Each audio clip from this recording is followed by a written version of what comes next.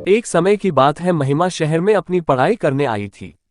महिमा की सहेली थी जिसका नाम मनीषा था। एक दिन महिमा की मां का फोन आता है और वो महिमा को उसके भाई की शादी के लिए घर बुलाती है।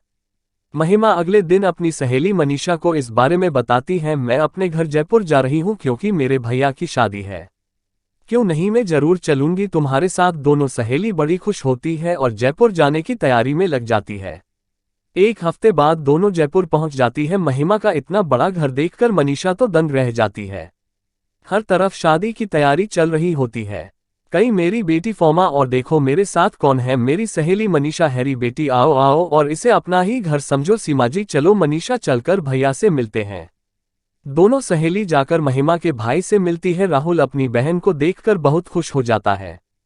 किसी पदू उसकी शादी। अरे भैया बस एग्जाम्स की वजह से रुकना पड़ा, पर मैं आ गई हो ना मेरी सहेली मनीषा। महिमा उसके बाद मनीषा को अपना कमरा दिखाती है जो बिल्कुल राहुल के साथ वाला होता है। दोनों कमरे में जाकर बिस्तर पर पड़ जाती है और उनकी आंख लग जाती है। अगले दिन फिर दोनों अच्छे से तैयार होकर शादी की तैयारियों में लग जाती है। 2 दिन बाद राहुल की शादी हो जाती है और उनके घर एक सुंदर सी दुल्हन आ जाती है। अब अगले दिन महिमा और मनीषा को वापस शहर जाना होता है क्योंकि उनके कॉलेज की काफी छुट्टियां हो चुकी होती है। मनीषा को शहर जाने का बिल्कुल मन नहीं होता, वो उस रात बड़ी उदास होती है। जब महिमा सो रही होती है तब मनीषा उठकर बाहर टहलने लगती है। टहलते टहलते मनीषा बालकनी में जाकर खड़ी हो जाती है। बाहर काफी अच्छा मौसम होता है और ठंडी ठंडी हवा चल रही होती है, पर फिर उसका ध्यान अचानक नई नवेली बहू पर जाता है।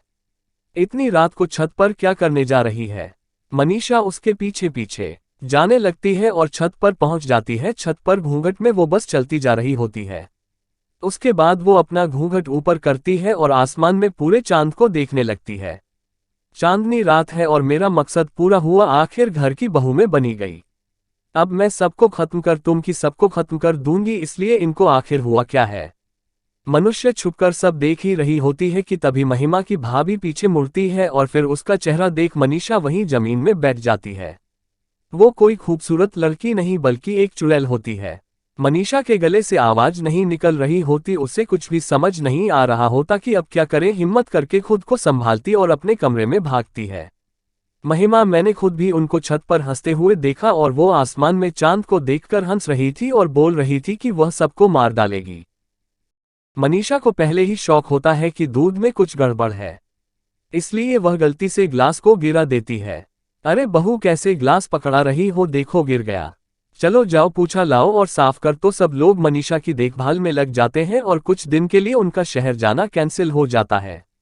घूंघट वाली चुड़ैल मुंह से ये सब देखा नहीं जा रहा होता। वो रात होने का प्रचार करती है जैसे रात होती और सब सो जाते हैं। वो छत पर जाती और अपना घूंघट ऊपर के आसमान में चांद को देखने लगती है। मुझे शक्ति चाहिए, मुझे शक्ति चाहिए, मैं सबको जल्द से जल्द बर्बाद कर सकूं। मुझे ऐसी शक्ति चाहिए, पर सबसे पहले मुझे उस लड़की की जान लेनी है। फिर उसके बाद मैं सबको देखूंगी, एक बार में सबको खत्म कर दो। फिर मैं और राहुल दोनों सुकून से रहेंगे और मैं अपने चुड़ैल वंश को आगे बढ़ाएंगे। चुड़ैल छत पर बैठकर जादू टोना करने लगती है। मन ईश्वर महिमा वहीं पीछे खड़े छुपकर उसे देख रहे होते हैं। चुड़ैल उसके बाद वो एक सुई लेकर गुड़िया को चुप होने लगती है। सुई चुभो होते मनीषा के हाथ से खून आने लगता है। को महिमा, देखो देखो, तुमने अपनी आंखों से घूंघट वाली चुड़ैल का सच, ये देखो मेरे हाथ से खून आ रहा है। हे भगवान की सब हो क्या रहा है? अब हम क्या करेंगे? सीएम के चुड़ैल को अपने घर ले आए। सब सोचते हैं कि कितनी संस्कारी व घूंघट करके रहती, पर किसी को नहीं पता कि स्कूल घूंघट के अंदर एक चुड़ैल है जो अपना चेहरा छुपाने के लिए से घूंघट से धरती में। यही तुमको कब से बताना चाहती हूँ, पर तुम मानने को तैयार ही नहीं। मेरे भाई तो इस बात का अंदाजा भी नहीं होगा कि उसकी बीवी चुड़ैल। मनीषा, मैं सब कर चुकी हूँ। मैं एक बाबा को जानती हूँ जिनको मैंने पहले फोन कर दिया था। उन्होंने मुझे सब बता दिया कि मुझे क्या करना है।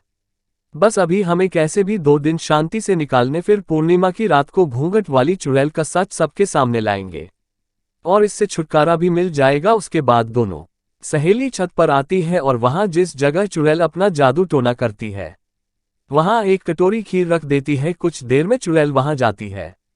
मन ईश्वर महिमा बाकी घरवालों के साथ छुपकर चुड़ैल के आने का इंतजार कर रहे होते हैं। कुछ ही देर में चुड़ैल आती है। अपना घूंघट ऊपर करके खीर देखकर बड़ी हैरानी होती है। चुड़ैल को कुछ नहीं आता पर्व खीर देखकर रह नहीं पाती, भोज कटोरी को उठाती है और खीर चखने लगती है। जैसी बुकीज खाती है उसे उल्टी होने लगती है। मुझे क्या हो रहा है, जुड़े जमीन में गिर जाती है और तभी सब घर वाले वहां जाते हैं। इसका अंत चुका है, इसने मेरी बनाई हुई खीर खा ली है।